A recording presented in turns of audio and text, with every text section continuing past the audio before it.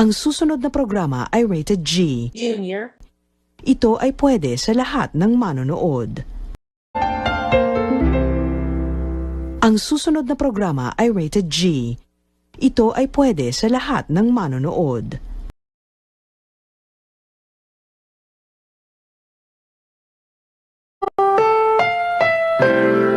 Ang susunod na programa ay rated PG. Ito ay nangangailangan ng patnubay at gabay ng magulang para sa mga batang manonood.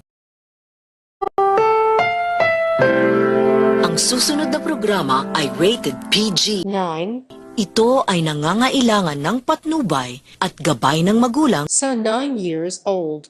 para sa mga batang manonood.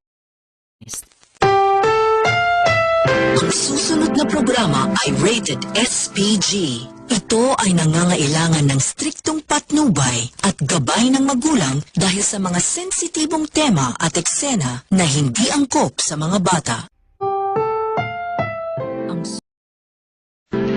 Ang programang ito ay rated LPG. Labis na patnubay at gabay ng magulang ang kailangan.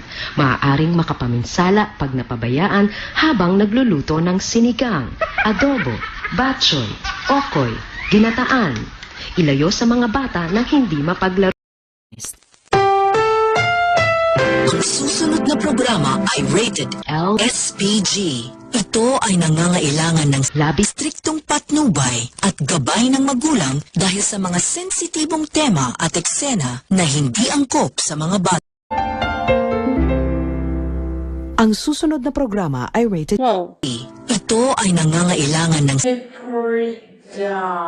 ng magulang dahil sa mga sensitibong tema at eksena na hindi angkop sa mga bata.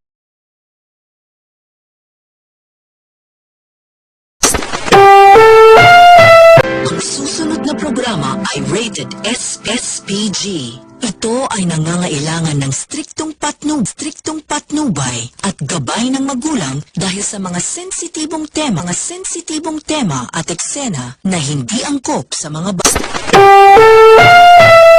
Ang video na ito ay na-rate na ISPG.